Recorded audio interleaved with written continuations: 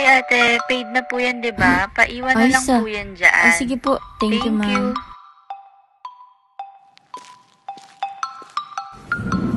Huwag Mima, yung parcel mo kanina iniwan na ng rider dyan sa tapat ng pinto, no? Buting di nakuha ng iba.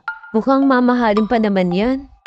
Hindi. Safe naman yan kasi namomonitor ka Paano? naman. Kaya iniwan niya ng rider dyan kasi Talaga? nakausap ko siya gamit itong Tapo C520WS Outdoor Pan and Tilt Security Wi-Fi camera.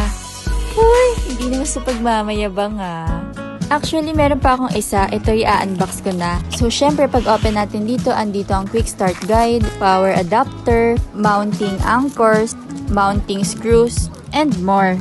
Alam mo ba na colored ang night vision nito? Kaya kahit madilim, madedetect mo kung anong color ng damit ng taong pumasok sa bahay mo if ever. Pang matagalan mo rin siya magagamit kasi ang microSD card slot nito ay pwede hanggang 512GB.